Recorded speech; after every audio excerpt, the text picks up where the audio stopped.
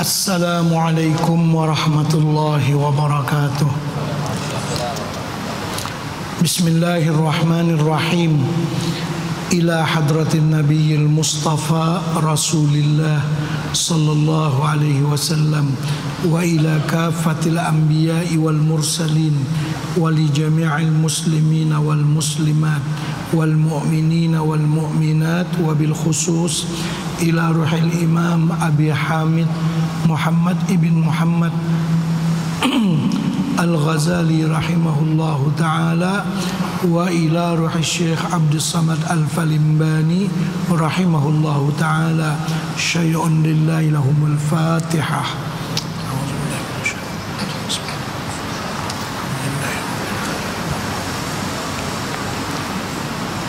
Iya kan juga Suratul ladzina an'amta 'alaihim ghairil maghdubi 'alaihim. Amin. Bismillahirrahmanirrahim. Alhamdulillahi rabbil alamin. Wa salawatullahi wa salamuhu ala rasulihil karim wa habibihil azim Sayyidina wa maulana Muhammad wa ala alihi wa sahbihi ajma'in. Subhanaka la ilma lana illa ma 'allamtana innaka antal alimul hakim. Rabbi shrah li sadri wa yassir li amri wahlul 'uqdatam min lisani yafqahu qawli. Bismillahi masyaallah la quwata illa billahi masyaallah. Kullu ni'matin minallahi masyaallah. Al khairu kulluhu biyadillah masyaallah. La yasrifu su'a illallah. Amma ba'd. Qala al-muallif rahimahullah wa nafa'ana bihi wa bi'ulumihi fid darain amin. Al-faslu ats-tsalitsu fi as-sama'i min haitsu annahu muharrikun lil qalbi lima huwa al-ghalibu alaihi. Fasal yang ketiga pada menyatakan sama'. Tadi sama' mendengar zikir atau qasidah berlagu, daripada sekira-kira bahwa ia menggerakkan bagi hati orang yang galib atas yang digemarinya. Artinya dengan adanya mendengar nasyid, qasidah, suara yang sedap ini, dia boleh menimbulkan di hati kita rasa seronok, rasa syok dengan benda yang dia dengar itu. Lalu hati kita menjadi gembira sekali, menjadi riang sekali, dan kita pun terdorong untuk beribadah ataupun beramal sesuai dengan apa yang kita dengar. Kata Imam Al-Ghazali rahimahullahu ta'ala, inna lillahi sirran fi munasabatin naghamatil mawzunati lil arwah hatta annaha la yu'assiru fiha ta'thiran ajiba fatu'thiru fiha al-huzna marratan wal faraha ukhra wal bukaa marratan wad dhihka ukhra wa tujibu harakatin fil a'dha gharibatin ajibatin. Terus artinya bahwasanya bagi Allah Ta'ala itu rahsia di dalam segala naghmah, yakni irama, dan segala lagu yang berwazan itu bagi segala roh. Artinya apabila sesuatu itu dilagukan dengan lagu yang cantik, yang bagus, dengan irama yang bagus, dia mempunyai sentuhan khas dalam hati. Memang tercuit hati kita dengan sebab lagunya itu, Masya Allah. Kadang-kadang kita mendengar jadi sedih, kita boleh menangis. Kadang-kadang ada lagu yang kita dengar, kita rasa riang, rasa gembira hati kita. Tak boleh nak membayangkan kegembiraan itu macam mana. Rasa keseronokan batin yang tak boleh mulut nak beritahu. Tapi hanya hati yang tahu menghargai dia punya keseronokan. Kadang-kadang sedih sampai dia teriak, sampai dia menangis. Dengan itu dia rasa puas. Ini dia punya lagu itu. Dia boleh berperanan mencungkil benda-benda itu. Terus, yakni lagu syair yang bernazam. Bernazam itu bersusun, mempunyai rima, memberi bekas ia bagi kesukaan roh, yakni hati, dan memberi bekas pula bagi kedukaannya, dan memberi bekas ia di dalam hati akan bekas yang gharib, yakni yang ajaib. maka terkadang mempusakai di dalam itu akan kedukaan, dan terkadang mempusakai kesukaan di dalam hati. Maksud mempusakai itu mengakibatkan, ya. Dengan sebab mendengar itu jadi suka kita. Dengan sebab mendengar itu kita jadi teriak, jadi menangis kita. Terus. Dan terkadang mempusakai di dalam hati akan menangis, dan terkadang tertawa-tawa, dan terkadang mewajibkan bergerak pada segala anggota yang gharib lagi ajaib, seperti ia menari dan bertepuk dan barang sebagainya. Mula syok tu dia sedap tu, dia macam tak terkawal dah. Dia sedap sangat. Itu dia. Terus. Dan hasil sekalian yang demikian itu daripada mendengar lagu suara yang baik, sama ada memfahamkan maknanya atau tiada, kerana sama itu memberi bekas pula pada kanak-kanak. Budak-budak dia tak faham tapi dia lagu sedap, dia pun meriang. Tak mesti kita faham semua. Apakan lagi kalau kita memahami dia punya makna daripada kasidah tersebut, itu lagi sedap. Tak faham pun dah kita rasa macam ada roh dia dalam hati kita, menggerakkan hati kita. Terus. Dan pada binatang, khususnya unta, kerana pada tiap-tiap penat ia daripada berjalan menanggung sesuatu, maka dinyanyikan oleh orang yang mengembala ia akan dia, maka kembali kuatnya dan bertambah segera perjalanannya. Dan demikian lagi kanak-kanak itu apabila ia menangis, maka dinyanyikan oleh ibunya, maka jadi diam ia dan jadi tidur ia. Anak-anak kita bagi nyanyi sedikit, kasidah sikit, ya Rasulullah, dia pun cepat dia tertidur dengan sedap. Budak kecil pun tahu, dia reti kata lagu ni sedap, lagu ni berkesan dalam hati dia. Kita baca lagu apapun lah yang baik-baik, ya Imam Ar-Rusli, ya Sanadi, kita ayun anak kita, tak lama dia tidur. Sedap dia rasa sedap. Anak kecil pun tahu sedap, onta pun tahu sedap, ya kan? Apakan lagi kita yang reti maknanya. Macam tu. Terus. Dan tiada yang demikian itu melainkan bekas daripada mendengar sama yang didapatnya kesukaan dalam hatinya itu. Artinya faham ke tak faham, hati kita rasa bergelora. Apakan lagi bila kita faham. Terus. Dan lagi berkata Imam Al-Ghazali rahimahullah ta'ala, wa kana tayru yaqifu ala ra'si Dawud alaihi salam li istima'i sautihi. Artinya adalah burung berhenti di atas kepala Nabi Daud alaihi salam kerana mendengar akan suaranya. Bukanlah dia bertengger atas kepala, mana dekat dengan dia lah. Burung ni lagi terbang, dengar Nabi Daud baca Zabur, dia berhenti, dia parking, dia landing lah, sehingga sedap dia kata. Itu dia, burung berhenti, Masya Allah, tabarakallah. Terus. Dan berkata Abu Sulaiman rahimahullah ta'ala, as-sama'u la yuhassilu fil qalbi ma laysa fihi walakin yuharriku ma huwa fihi, kata beliau. Artinya, sama itu tiada menghasilkan di dalam hati akan barang yang tiada di dalamnya itu, tetapi menggerakkan ia barang yang ada di dalam hati. Ya, jadi dia bukan membuat sesuatu yang baru, tidak, tapi dia menggerakkan benda yang ada dalam hati kita.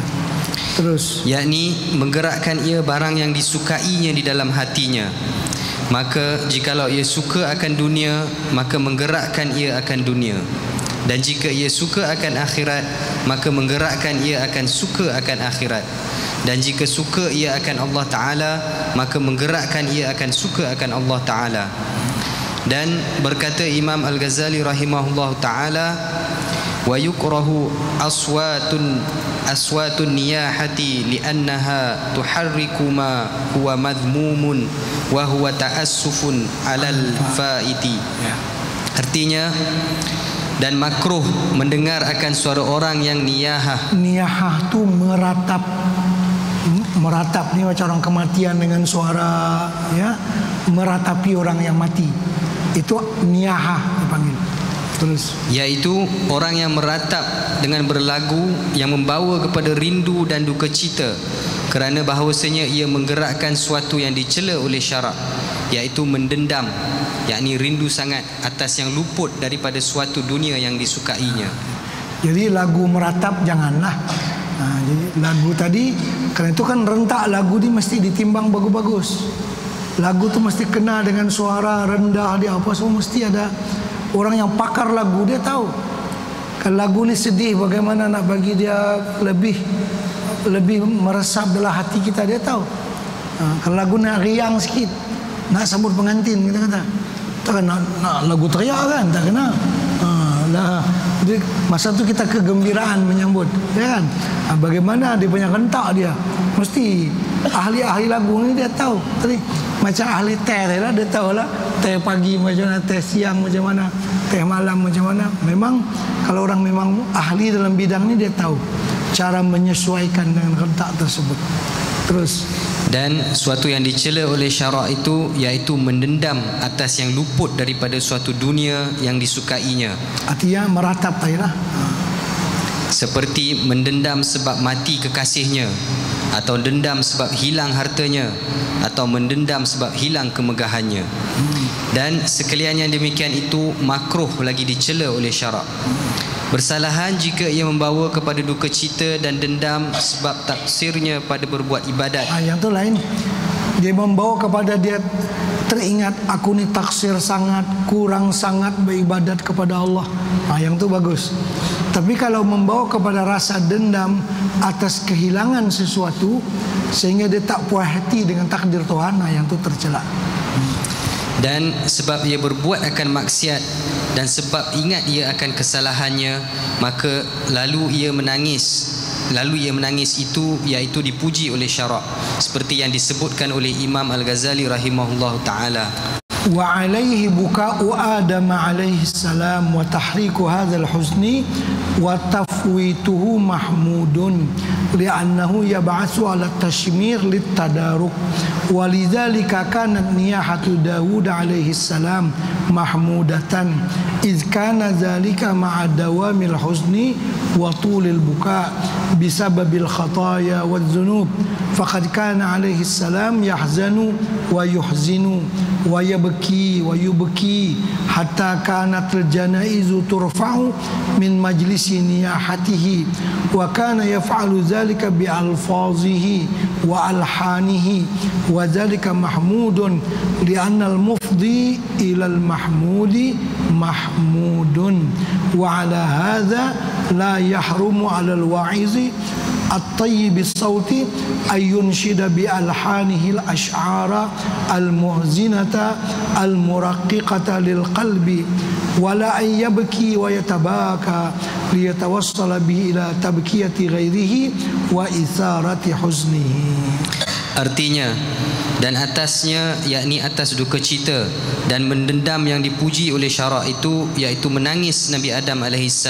Artinya tangisan Nabi Adam sewaktu dikeluarkan daripada syurga dan diturunkan ke dunia, Nabi Adam menangis pada waktu itu. Ialah karena kan sono-sono dalam syurga, dikeluarkan daripada syurga dan diturunkan ke atas muka bumi. Nabi Adam menangis, menangisi ketaksiran, menangisi kekurangan, menangisi kesalahan. Yang itu baguslah. Bukan menangisi atas terluputnya sesuatu kenikmatan. Itu namanya meratap tadi. Tapi menangisi atas kekurangan diri, atas kesilapan diri, begitu. Terus, dan niyahah yang menggerakkan duka cita dengan sebab taksir dan sebab kesalahan dan menguatkan akan dia iaitu dipuji oleh syarak kerana membangkitkan ia atas bersungguh-sungguh bagi mendapati akan yang luput daripada ibadatnya itu dan membangkitkan ia atas taubat daripada segala kesalahan. Dan kerana yang demikian itulah niyahah Nabi Daud alaihissalam itu dipuji oleh syarak. Kerana adalah yang demikian itu serta sentiasa berkekalan duka cita dan melanjutkan menangis sebab kesalahan dan sebab dosanya. Artinya betul-betul lah menangis karena memikirkan ketaksiran diri. Aku ni kurang sangatlah beribadat, kurang sangat beramal, banyak sangat dosa yang kita kerjakan. Jadi kita menangisi diri kita ni, banyak sangat kekurangan kita lah. Bukan kita menangisi karena terlepas peluang untuk dapat jadi apa, berpangkat apa tu, itu bukan. Tapi menangisi diri karena kita banyak taksir, banyak kekurangan dalam mengerjakan ketaatan, ya. Menangis ni sesungguh-sungguh menangis, bukan kata menangis macam ayak mata buaya. Yang tu dia pura-pura menangis. Kan hari itu saya sudah buat contoh siapa yang menangis sebenarnya dan siapa yang pura-pura menangis. Orang yang pura-pura menangis, orang yang diupah untuk menangis, tak sungguh-sungguh. Macam Cina mampu lah.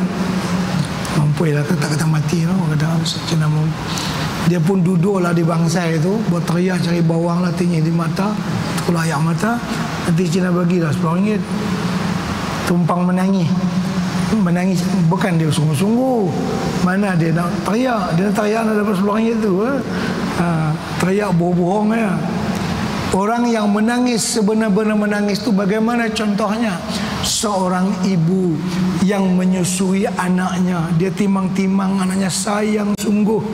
Datang penjahat, dia sembelih anak dia di atas reba dia, depan mata dia. Ibu tu yang kata orang teriak, tu baru teriak sungguh. Ibu yang sayang dengan anak tu menyusu, mai orang jahat dia sembelih anak dia atas reba. Ish, macam ibu ni macam histeria, macam nak gila dia teriak. Itu baru sungguh-sungguh teriak. Itu baru menangis. Dia menangis dengan sepenuh hati. Yang tadi ni menangis tak RM10, tak ada apa lah itu.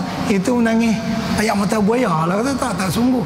Yang namanya menangis tu ni, kita menangisi betul-betul bagaimana kehidupan kita ni banyak sangat lara, banyak yang sia-sia, amalan kita sikit sangat.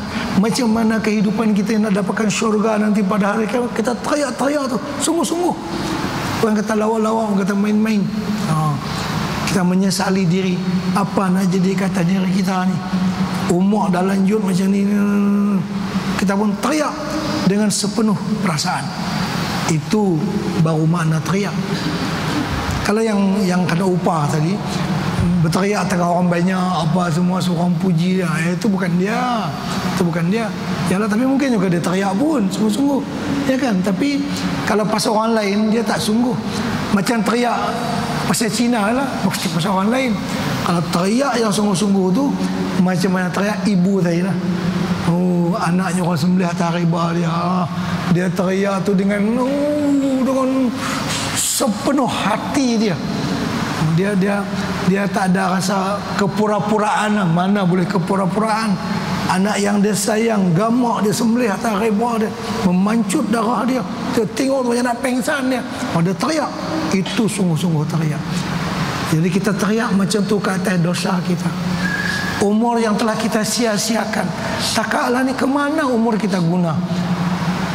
Sudah berapa kali kita bertahajud, ini kita hitung kita punya kesalahan, kesilapan, ketaksiran kita teriaklah dengan orang kata dengan sepenuh perasaan kita.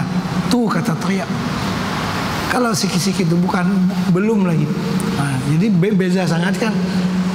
Al-farqu bainan naihati was-sakla. Naihah tu yang diupah oleh Cina lah. Wasakla tu perempuan yang anaknya disembelih atas riba dia. Dia punya teriak tak boleh sama lah. Macam teriak dalam filem Tuhan tu, teriak duit lah tu, orang bagilah duit kepada kan bintang filem tu, dia buat lakon, dia kan teriak lah, tak ada apa tu teriak nak dapatkan royalty filem tu, bukan ada apa, dia berlakon lagu tu, siapa boleh. Itu teriak ayam mata buaya, ya kan, sama dengan teriak. Tapi bangsa Cina ni macam tu lah. Kalau sungguh-sungguh tak ada, dia mung-mung ya. Teriak sungguh-sungguh tadi tu dia. Yang mak tu, yang anaknya orang sembelih atas riba dia. Kita dengar cerita tu, kita rasa macam Allah, macam mana? Itu sungguh-sungguh menyesali diri. Macam tu yang kata sungguh. Jadi bila kita mendengar kasidah tu, menitik air mata kita tu betul-betul bukan benda kita buat-buat. Itu daripada kesedaran kita, kefahaman kita, suasana macam mana kita rasa rugi sangat, ditipu oleh syaitan. Kita ni macam-macam lah. kita susun kita punya penyesalan kita. Itu baru teriak sungguh-sungguh. Terus maka sesungguhnya adalah Nabi Daud alaihissalam sentiasa duka cita dan menduka citakan ia akan orang, hingga adalah beberapa jenazah orang yang mati sebab mendengar akan suara niyahah Nabi Daud alaihissalam telah diangkat daripada majlis niyahahnya itu. Dan adalah ia memperbuat yang demikian itu dengan beberapa lafaz dan beberapa lagu yang menduka citakan. Jadi ada lagu lah. Jadi lagu tu yang menyentuh perasaan orang. Kalau dia teriak saja, tapi perkataan tu tak masuk kepada hati orang. Mungkin orang teriak karena dia teriak. Kita bukan itu. Bukan dia teriak pasal tengok kita teriak. Yang tu biasa. Kita masuk satu bilik orang pakai teriak, kita pun tak ada semena-mena tu teriak. Biasalah. Kita teriak pasal tengok orang teriak. Kita tak tahu sebab apa dia teriak. Kita nak teriak sebab tu sama dengan sebab dia. Kalau yang ni kita teriak dengan sebab tengok orang teriak, kita pun teriak jugalah. Itu tak ada apa lah. Tapi kita tahu apa sebab yang mereka ni teriak. Yang tu kita bersungguh-sungguh. Jadi begitulah orang yang hadir di majlis Nabi Daud. Dia sungguh-sungguh menyedari diri. Dia kata taksir aku ni, kurang aku ni, mesti begini. Terus dan yang demikian itu dipuji oleh syarak. Kerana tiap-tiap yang membawa kepada kepujian itu, iaitu dipuji oleh syarak. Dan diambil daripada ini bahawasanya tiada haram atas orang yang baik suaranya bahawa ia bernasyid dengan berlagu di atas mimbar atau di atas menara akan beberapa syair yang mendukakan bagi hati dan melembutkan bagi hati, dan tiada haram atasnya menangis, dan tiada haram ia memperusahai akan menangis itu supaya menyampaikan dengan dia kepada menangiskan akan orang lain dan memilih ia akan duka cita itu. Telah kata tadi, kalau orang yang suara dia sedap, kita suara tak sedap. Suara yang sedap, dia baca yang apa tadi, selimut putih itu. Kalau kita boleh konsentrasi kepada benda yang dia baca tu, memang tak cukup ayam mata nak teriak. Kita rasa itu maknanya orang yang sedar, menyedari macam mana dia akan menghadapi kematian, itu ini dan sebagainya. Jadi suasana itu perlu diusikkan demikian ke dalam hati kita supaya kita sadar. Kadang-kadang tu imam di kampung dia masa baca talqin. Masa baca talqin yang bahasa Melayu lah, bukan bahasa Arab. Dia baca talqin bahasa Arab. Kan cerita orang ni mati, tinggallah engkau dalam kubur ni seorang diri lah, apa. Dia dengan lagu, ada orang tua dulu pandai. Dia baca lagu talqin, lagu sedih sungguh. Sehingga orang anak-anak beranak dia semua teriak belakang lah kan. Cuma kadang-kadang tak kuat, takat 2 minggu. Lepas tu dia Hindustan balik. Di rumah tu pun sengap lah, lagu-lagu apa tak dengar. Quran pun baca, Yasin pun baca, Tahlil pun baca. Lepas dia 2 minggu dia mula pula lagu Hindustan, tak ada apa. Pasal apa? Dia tak mengaji. Kan orang yang dimasukkan dalam kubur yang tak sempat beramal, dia mesti teriak. Orang tu dia taksir di dunia, bila disimpan dalam kubur dia mesti teriak. Kata dia tak sempat lah hari itu ni. Hari tu Ustaz dah khabar ada, tapi dia macam mana tahu tak buat. Kata nak buat lepas siap dapur, dah siap dapur dia. Lepas ni pula akhirnya dia mati lagu tu, dia tak ada nak buat amal. Dia pun teriak lah dalam kubur. Baik, dia teriak dalam kubur macam yang diriwayatkan oleh Allah dalam surah Hamim, surah Alif Lam Mim Sajadah. Kata Rabbana absarna wa sami'na farji'na na'mal salihan inna Allah ni baru kami nampak. Hari tu masa Ustaz cakap tak berapa nak clear, lah baru clear dalam kubur lah baru nampak yang Ustaz cakap. Betul Ustaz, tapi dah ada dalam kubur ada kan?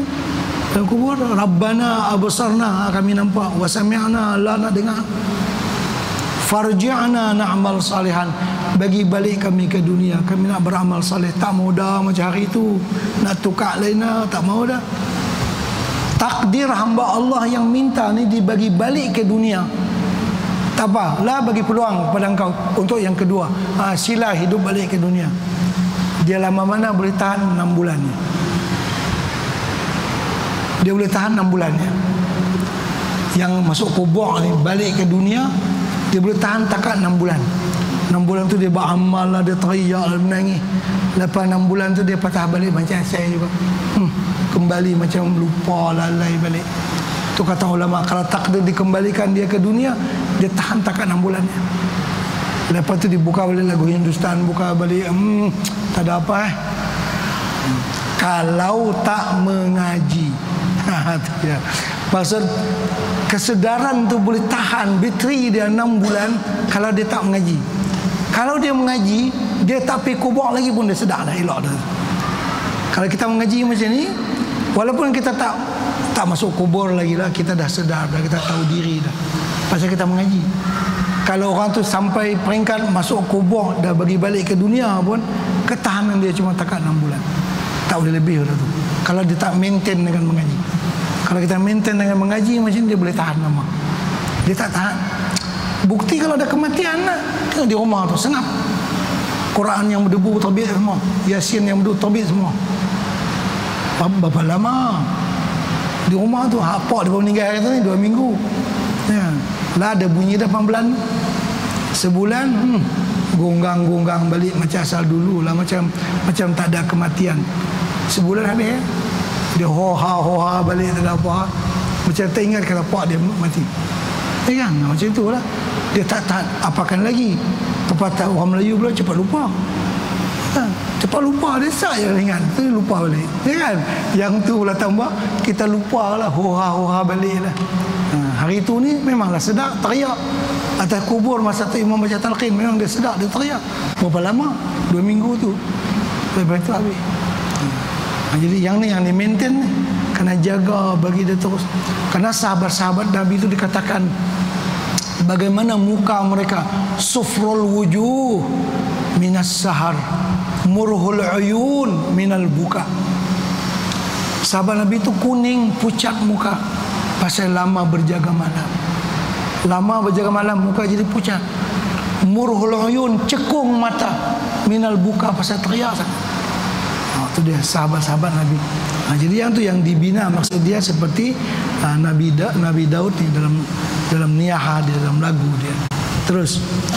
Dan lagi berkata Imam Al-Ghazali rahimahullah ta'ala, wala yukrahu as-sama'u indal ursi wal walimati wal aqiqati wa ghairiha ka'ayyamil 'idi wa qudumil ghaibi wa inda wiladatil muludi wa inda khitanihi wa inda hifdhihi al-Qur'anal aziza fa inna fiha tahrikan liziyadati sururin wa mubahin mandubin. Artinya, dan tiada makruh mendengarkan samak pada ketika berkahwin dan berjamu-jamuan. Jadi ada majlis perkahwinan boleh buat samak, tapi samak dia tu bukan cerita lagu sedih lah, lagu seronok lah kan, lagu gembira dengan sebab majlis tersebut, ya kan? Itu. Jadi disesuaikan dia punya menu dia lah. Ni apa? Kalau majlis kenduri, dia teriak tu, nasi orang lain tak perlu makan nasi pula. Ya kan? Maksudnya itu disesuaikan apa yang dibaca pada waktu itu. Terus. Dan pada ketika menyembelih akan akikah kanak-kanak, wah majlis lah, tepuk apa nak, pokoi apa nak, kompang apa semua. Terus yang diperanakkan dan lainnya daripada tiap-tiap kesukaan yang mubah, seperti ketika hari raya dan pada ketika datang daripada musafir. Sambut orang besar kan dengan apa, salawat badar, tala al-badru alaina, sambut. Terus. Dan pada kelahiran anak, pada ketika mengkhitankan kanak-kanak. Mengkhitankan, jawi lah, bersunat, mengkhitankan kanak-kanak. Pada ketika mengkhitankan kanak-kanak dan pada ketika hafaz kanak-kanak akan Al-Quran. Budak kita hafal Quran. Orang tua dulu kalau mengaji Quran setengah pun dia buat kenduri tu. Ya kan? Khatam buat kenduri lagi. Suku buat kenduri, setengah buat kenduri. 3 suku buat kenduri. Karena kesyukuran lah, pokoknya kompang apa semua. Pasal apa? Anak boleh baca Quran setengah. Itu sunat. Digemarkan anak tu supaya lebih lebih gemar dia menghafal Quran. Terus, dan sekalian yang diadatkan kesukaan yang mubah, maka iaitu mubah, kerana di dalam yang demikian itu menggerakkan bertambah kesukaan yang mubah atau yang sunat. jadi Dan lagi berkata Imam Al-Ghazali rahimahullahu taala, wa yadullu ala hadza minan naqli insyadun nisa ala sutuh bid-duffi wal alhan inda qudumi Rasulillah sallallahu alaihi wasallam tala'al badru alaina min thaniyatil wada'i wajaba syukru alaina ma da'a lillahi da'i. فهذا إظهار للسرور بقدومه صلى الله عليه وسلم وهو سرور محمود فإظهاره بالشعر والنغمات والرقص والحركات أيضا محمود. Artinya, dan yang menunjukkan atas harus sama pada ketika tiap-tiap kesukaan itu, iaitu hadis yang menyebutkan bahawasanya perempuan bernasyid di atas rumah negeri Madinah atas sutuh lah, kan rumah 2 tingkat atas sutuh. Terus dengan rebana dan berlagu pada ketika datang Rasulullah sallallahu alaihi wasallam ke negeri Madinah dengan katanya, masa menyambut kedatangan Nabi di Madinah dengan lagu Tala'al Badru Alaina, macam kita baca dalam Maulid, kan? Terus Tala'al badru alaina min thaniyatil wada wajaba syukru alaina ma da'a lillahi da. Maka inilah menzahirkan bagi kesukaan datang Rasulullah sallallahu alaihi wasallam ke negeri Madinah, dan iaitu kesukaan yang dipuji oleh syarak. Maka menzahirkan akan dia dengan membaca syair dan berlagu dan menari dan bergerak anggota itu pun dipuji oleh syarak. Dan dikiaskan olehmu akan sekalian kesukaan sebab datang orang yang disukai daripada musafir dan barang sebagainya.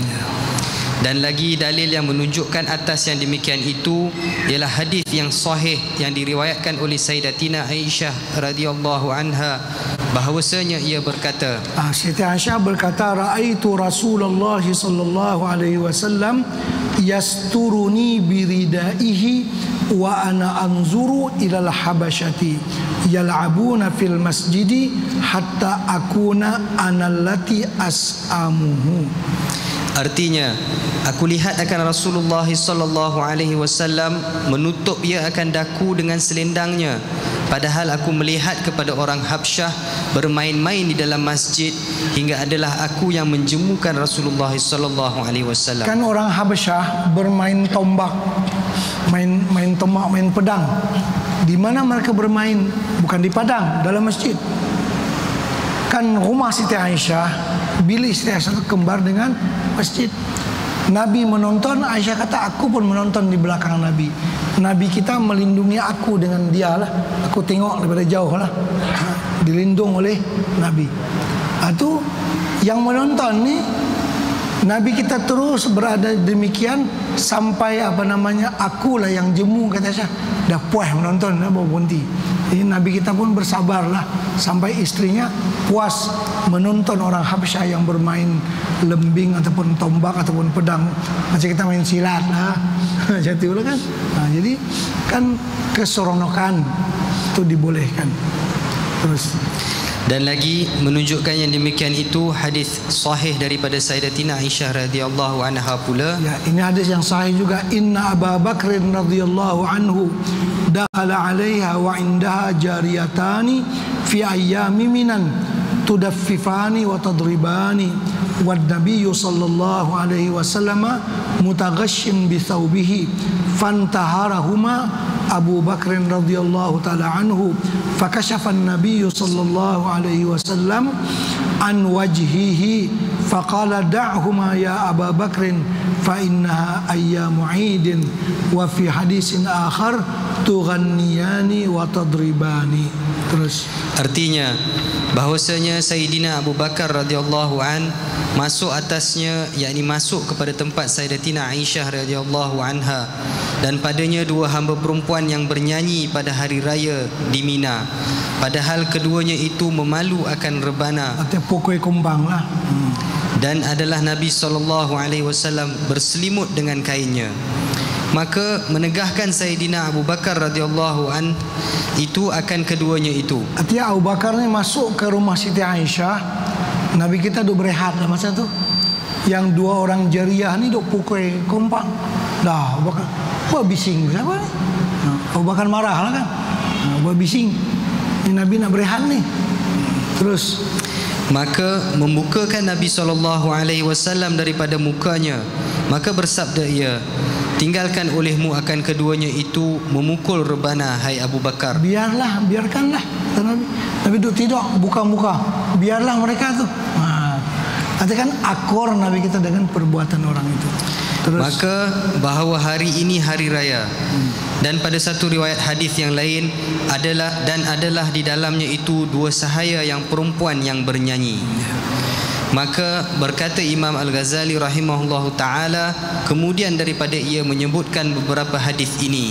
Apa kata Imam Al-Ghazali? Fahadhil umuru dallat qat'an ala ibahati sama'i wa dallat aidan ala ibahati sama'i sautin nisa idza lam yakun haitsu yakhaful fitnah.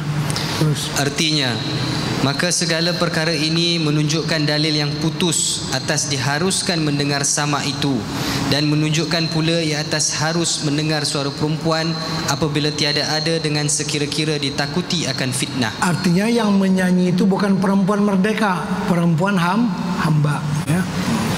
Dan lagi berkata Sayyidatina Aisyah radhiyallahu anha, wa kana yawmu 'idin yal'abu fihi as-sudanu bid-daraqi wal hirabi fa imma sa'altu Rasulullah sallallahu alaihi wasallam wa imma qala tashtahina tanzurina fa qultu na'am fa aqamani wara'ahu wa khaddi ala khaddi wa yaqulu dunakum ya bani arfidah hatta idza malaltu qala hasbuki qultu na'am qala fadhhabi, rawahu Muslim. Terus, artinya, dan adalah orang hitam pada hari raya padahal bermain ia di dalam hari itu dengan perisai dan lembing. Main silat lah bahasa kita, main silat. Terus, maka terkadang aku memohon akan Rasulullah sallallahu alaihi wasallam bahawa aku berkehendak melihat akan dia. Artinya permohonan datang daripada Siti Aisyah terkadang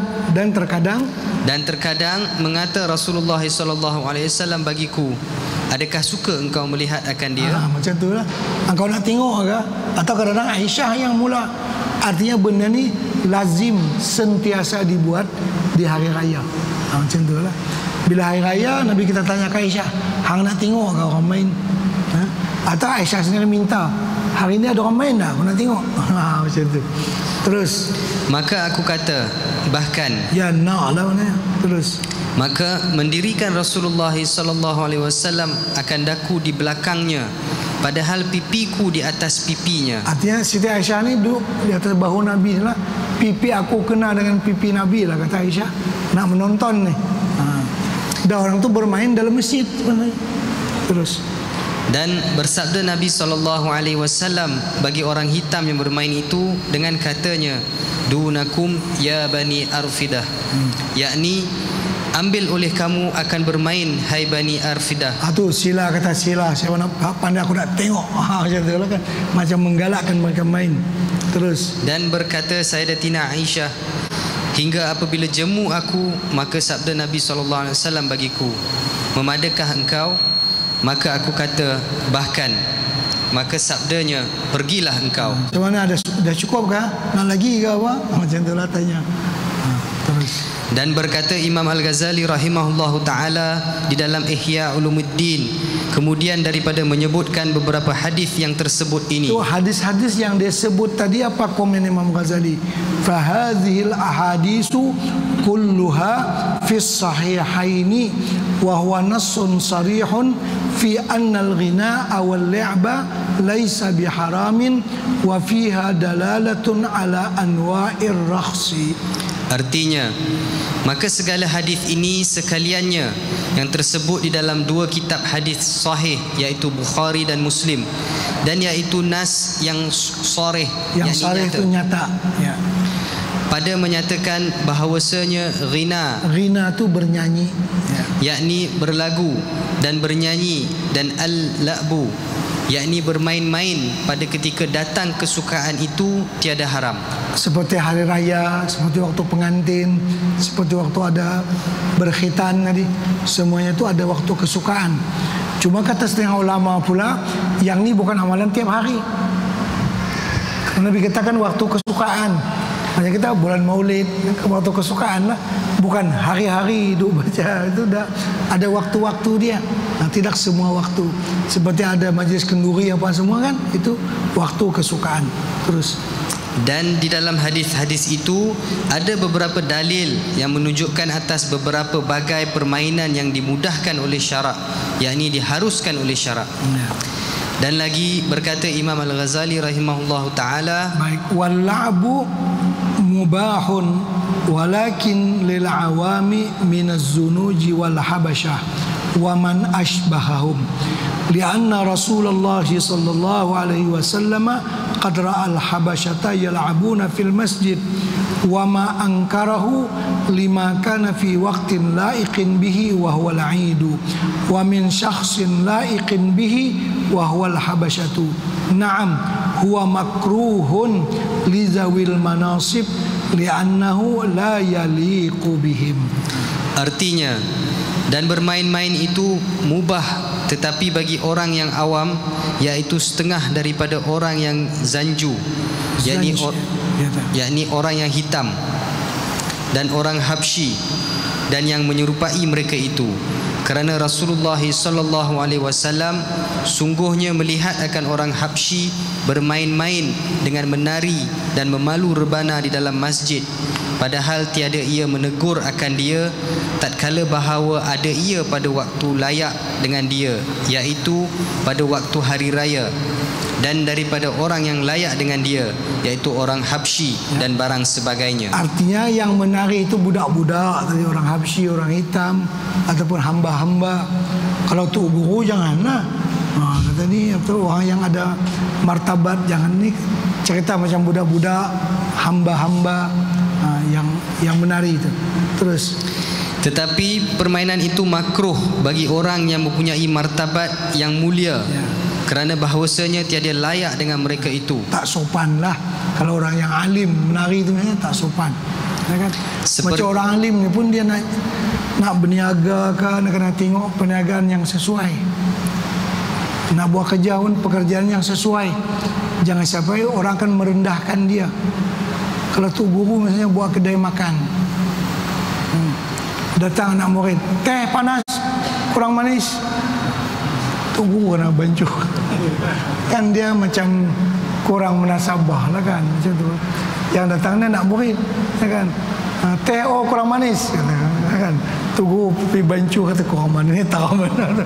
Jadi pekerjaan tu tak sesuai dengan dia, ya kan. Ataupun di kampung duk belah lembu. Lembu ni maghrib bawa balik ke kandang. Orang bang maghrib tu buku tengah padang, tak bawa balik lembu, lagi dia makan padi orang marah dia pula. Bawa balik orang bang maghrib tu buku tengah padang, kira lembu macam mana? Jadi maknanya dia kena cari pekerjaan yang sesuai dengan dia. Kalau tu guru berniaga kitab kan, minyak wangi kan, tu munasabah lah kan. Kayu siwak ke apa jenis lagu tu tak apalah. Kalau berniaga kebab pun di pasar malam, pasal tak munasabah lah, ya kan. Mai dekat maghrib orang udah 10 bungkus, yang ni 10 bungkus, orang bang maghrib dia 2. Kan malah pekerjaan tu mesti disesuaikan. Dia cari pekerjaan yang munasabah, ya kan. Seorang ustaz buat kerja pemain televisyen, tak munasabah, ya kan. Ya kan, tak sesuai lah. Jadi mencari pekerjaan yang sesuai. Macam menari tadi pula, tuan guru menari tak kenal lah. Kalau budak Habsyah menari tak apa. Kalau budak-budak macam ni ada kerja dia. Terus seperti kata Imam Al-Ghazali rahimahullah taala, li'anna hasanatil awam sayyiatul abrar wa hasanatil abrar sayyiatul muqarrabin. Ini kaidah besar. Terus artinya, kerana kebajikan orang yang awam itu kejahatan bagi orang yang abrar, dan kebajikan bagi orang yang abrar itu kejahatan bagi orang yang muqarrabin. Ya, ini kita mengerti kedudukan seseorang. Katalah kalau di Indonesia banyaklah orang pakai paman bakso, apa sih orang pakai apa? Yang jual bakso, jual pakai kereta apa namanya? Sini orang jual apa namanya? Jual persembok macam pakai mutu tu kan, itu kan. Kau lah jual persembok apa semua kan naik mutu. Misalnya hari Jumaat ke maghrib kan, dia pun pakai seluar dia dengan baju t-shirt dia, ya kan? Singgah sembahyang maghrib di masjid dengan seluar dia kena kopiah, tak pakai sembahyang. Yang tu bagus. Baguslah. Apa namanya? Ialah pak cik jual sembok ni berhenti. Kadang orang bang dia berhenti sembahyang maghrib, dia pun pakai seluar, pakai kopiah, orang tak pakai baju, pun pakai baju t-shirt. Dia sembahyang maghrib ikut berjamaah. Orang kata bagus jadi berniaga ni. Masya-Allah rajin sembahyang, warak lah. Ya kan? Tapi kalau tok guru pakai baju tu boleh? Jadi imam pula. Pakai seluar jin, baju t-shirt, kopiah tak pakai. Jadi imam. Istau atas dulu. Kata sempat dia. Ya. Tapi kalau makmum dia tadi berniaga bersembok belakang tu kan, tumpang sembahyang berjamaah jadi makmum, orang kata yang tu baguslah dia, ya kan, baguslah dia. Tapi kalau pak imam pakai macam tu, kata ish, tak sembahyang dak tau belakang dia. Kata istau tadi dulu, kopiah tak pakai, seluar jin ni, Allahu Akbar. Kita pun nak ikut. Macam tu lah contoh dia. Bagi peniaga pesembok tadi pakai lagu tu yang tu dah bagus. Tapi bagi tu imam pakai macam tu tak boleh. Khutbah hari Jumaat pula pakai macam tu lagi tak boleh. Khutbah ittaqullah. Allahu Akbar. Dia pakai macam tu, orang kata ini apa nak jadi dunia nak kiamat dah sama kan. Macam tu orang cakap. Padahal tadi kalau orang yang berniaga pesembok tu orang boleh terima, kata ni bagus. Kita kena beli pesembok dia pun orang yang rajin sembahyang kan bagus. Tapi kalau tu imam, tu khatib pakai macam tu tak boleh. Tadi macam itulah.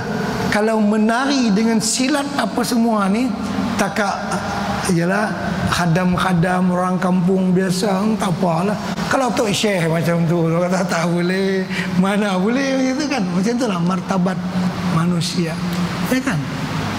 Karena itu kan dalam bab Jumaat hari itu kita dah baca, termasuk uzur Jumaat, uzur sembahyang Jumaat, kalau seseorang itu tidak mempunyai pakaian yang munasabah dengan dia, itu termasuk uzur Jumaat. Kalau tadi yang mereka bersembok tu korang ada pakaian. Kalau saya mari ke sini kebetulan hari Jumaat nak sembahyang, katalah beg saya orang curi habis semua, tinggal kain dengan baju panah, dengan kapiah. Saya pun hari Jumaat masuk ke Masjid Al-Falah ni dengan kain, dengan baju t-shirt, baju singlet ni. Kata ustaz ni bila jadi tak ni tahu kata. Ya kan orang kata ni bila mula jadi macam ni. Kau orang heran kan? Itu termasuk uzur Jumaat. Minta maaf lah kalau macam saya macam tu keadaan, pasal beg saya orang curi, baju semua tak ada nak berkira, baru pukul 11 saja dia curi. Dan hari Jumaat nak sembahyang, boleh saya tak pergi masjid, duduk dalam bilik di hotel ke di mana duduk. Pasal kalau kita pergi ke masjid, orang jadi bingung, kata ustaz ni sekarang ni dah jadi tak tahuan ni. Macam mana kan macam tu. Tapi kalau orang jual bersembok, tak apa macam tu sembahyang, orang nak kira apa. Itu termasuk uzur Jumaat. Apabila seseorang tu tidak mempunyai pakaian yang munasabah untuk dia. Padahal kan pakai baju singlet, pakai kain ni dah tutup aurat dah, kopiah pun ada. Tapi benda tu tak sesuai dengan dia. Ini dalam adat. Jadi itu termasuk uzur Jumaat. Boleh dia tak ke masjid. Kalau dia pergi ke masjid, orang jadi susah. Orang jadi macam mana, macam-macam. Lah takak kamera masuk Facebook pula. Sudah. Kata bila mula tak tahuan hari ini cepat. Tak boleh lah. Itu contoh. Jadi martabat seseorang tu ambil kira. Kalau tak budak-budak macam ni boleh dia menari tak apa. Mai orang syekh ni janganlah. Termasuk pekerjaan tadi pun. Ya kan, pekerjaan macam ni dia kena disesuaikan. Nanti menjadi rendah dia punya martabat dia. Bukan kita nak harga diri di hati manusia, kita nak supaya manusia jangan susah faham kepada kita. Macam itu. Terus. Dan lagi berkata Imam Al-Ghazali rahimahullah ta'ala, wa fil jumlati fas-sama' wa fil jumlati fas-sama'u muhayyijun lima fil qalbi fa in kana fi qalbihi ishqun mubahun fatahyijuhu jaizun wa in kana haraman fatahyijuhu ghairu jaizin fihi. Hadha fi sama'i ahli al-ghaflah wa amma sama'u arbabil qulub الذين اشتهروا بحب الله تعالى والشوق إليه وهم الذين لا ينظرون إلى شيء إلا ويرونه فيه ولا يقرأ سمعهم شيء إلا سمعوا فيه أو فيه إلا سمعوا منه أو فيه فسمعهم مؤكد للحب والعشق مهيج للشوق فمور زناد القلب ومستخرج لضروب من المكاشفات والملاطفات ولا يحيط بالوصف بها يعرفها من ذاقها وينكرها من كلا حسه عن ذوقها وتسمى هذه الأحوال بلسان الصوفية وجدا. وأما السماع الذي يزيد في حب الله تعالى والشوق إليه إن لم يعد من الفرائض فلا أقل من أن يكون من المباحات. Ini macam komentar terakhir lah kepada Imam Ghazali, daripada Imam Al-Ghazali. Terus. Artinya, dan hasil daripada perhimpunan yang tersebut itu, maka bahawa sama itu menggerakkan bagi barang yang di dalam hati. Maka jikalau ada di dalam hatinya asyik akan sesuatu yang mubah, maka iaitu harus seperti menggerakkan sama itu asyik akan isterinya atau gundiknya. Maka yang demikian itu iaitu harus. Dan jika ada di dalam hatinya itu asyik akan sesuatu yang haram, maka menggerakkan hatinya dengan sama itu iaitu tiada harus seperti menggerakkan sama itu akan asyik ia akan isteri orang atau akan gundik orang atau asyik akan muda belia. Maka mendengar akan sama yang menggerakkan yang demikian itu haram lagi tiada harus. Ini adalah sama ahli ghaflah, yakni orang yang awam yang lalai akan zikrullah ta'ala dan akan akhirat, padahal masyghul di dalam hatinya itu dengan dunia. Ini secara praktikal. Orang yang hatinya berserabut dengan dunia, bila dia sama, dia ingat dunia. Atau dia asyik berasmara, bila dia sama, kadang-kadang bukan rindu kepada Allah, dia rindu kepada perempuan, itu tak boleh ikut. Karena menimbulkan dalam dirinya sesuatu yang tidak halal. Kan macam contoh, kan dalam sama lagu macam-macam ni, ada lagu Rabi'atul Adawiyah yang menunjukkan rasa kecintaan yang mendalam kepada Allah. Yang dia ni putus cinta. Ni hak muda ni. Dia bukan mentafsirkannya kepada cinta kepada Allah, tapi dia mentafsirkannya cinta kepada kekasih dia itu. Kan misalnya kan dibaca dalam qasidah dalam sama perkataan Rabi'atul Adawiyah yang tinggi-tinggi itu. Apa contoh dia? Kan kalau kita yang bagus kita tafsirkan itu cinta kepada Allah.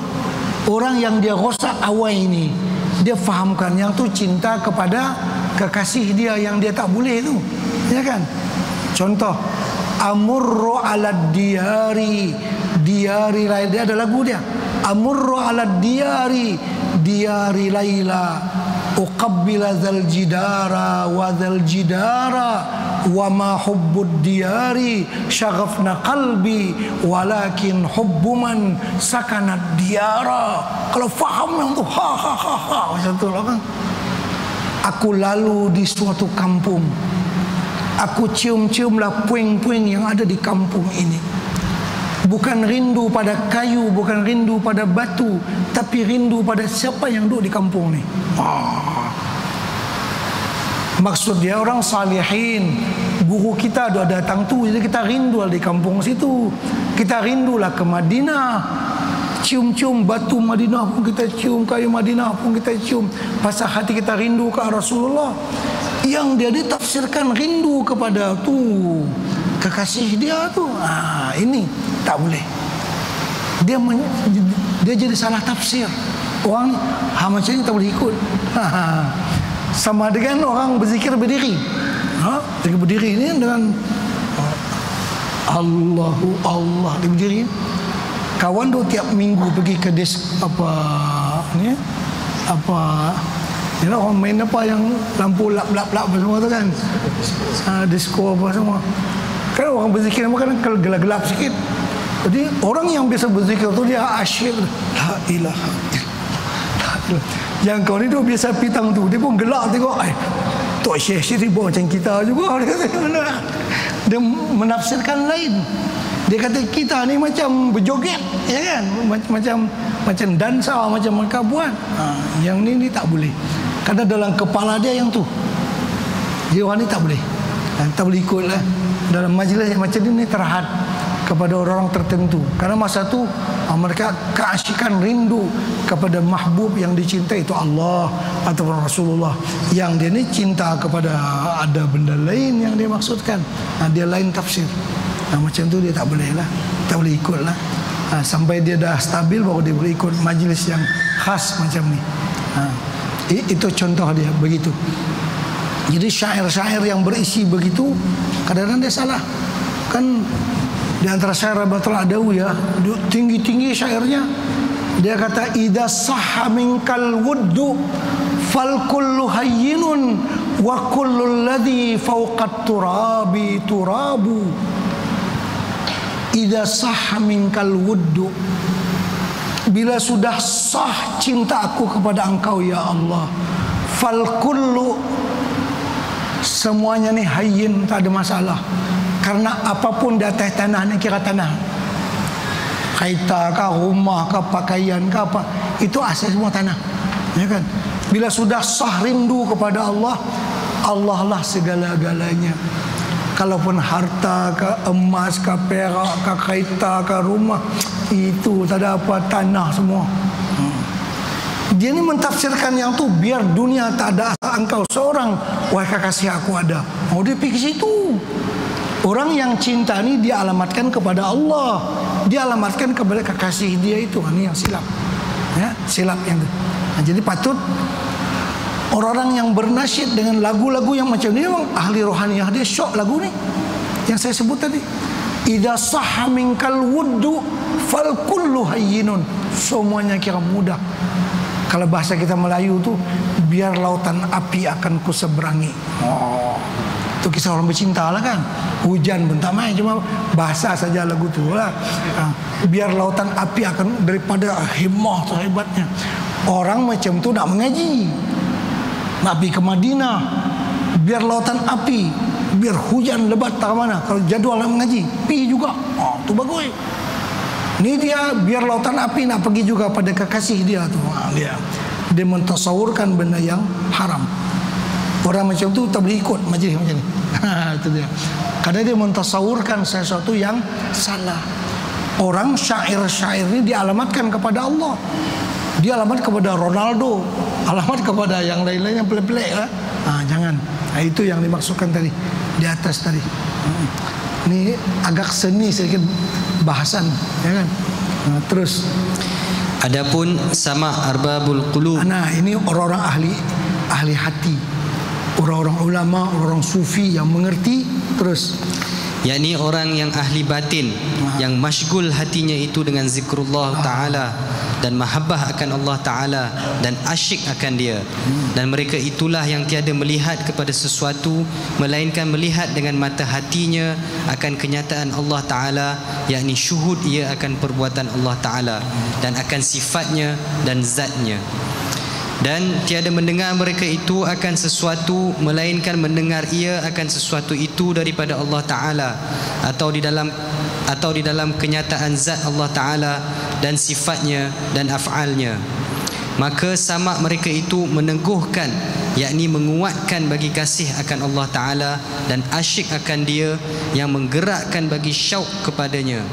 maka samak itu menterbitkan mahabbatullah ta'ala daripada dalam hati mereka itu, seperti pemukul batu api itu menterbitkan api yang di dalam batu api itu. Maksudnya kan pemukul batu apa?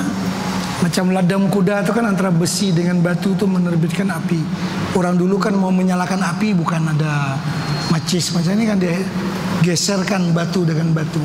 Nah, jadi kasidah-kasidah rohaniah itu bagi ahlul qulub itu memberikan cas yang berat kepada mereka. Rasa kecintaan yang sangat mendalam dalam hati mereka. Itu yang hebat.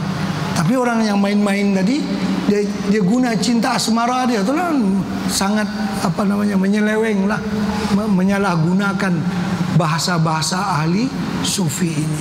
Terus, dan samak mereka itu yang ahli batin itu mengeluarkan dari dalam hati mereka itu akan beberapa bahagi daripada ilmu mukasyafat. Ilmu mukasyafat, dia dapat mukasyafat bila dia mendengar kasidah tadi dengan alunannya yang hebat, dengan sentuhannya yang menyentuh kalbu dia. Dia macam orang histeria lah. Masa itu dia akan merasakan lemak manis, kelazatan, apa semua yang tak boleh kita nak sebut. Itu yang dimaksud. Dan ilmu rahsia yang sir-sir, yang tiada dapat diliputi dan tiada dapat dihinggakan oleh sir yang tiada dapat oleh seseorang yang dihinggakan oleh seseorang yang menyifatkan akan dia. Macam kelazatan berzikir, dia kan zikir dengan lagu, dengan la ilaha, kan dia ada sambil berzikir, zikir tu diiringkan dengan nasyid. Dia asyik yang tu luar biasa dalam hatinya, menerbitkan satu sir dalam hatinya. Luar biasa. Kita nak cakap pun susah benda ni, kecuali dengan rasa, bukan dengan cakap. Macam cerita tom yam hari tu lah, ya kan? Kita nak cerita tom yam tu sedap, mandu nganga-nganga, kata dia sedap dengan masam dia, dengan daun lemon puruk dia, sederhana dengan nilai serai dia pun dengan kata macam mana tu cerita usah dalam kepala, bukan dimaklum dalam kepala. Cuba cicip semangkuk tengok rasa lagu mana? Yang tu 1000 kata tak boleh nak terjemah.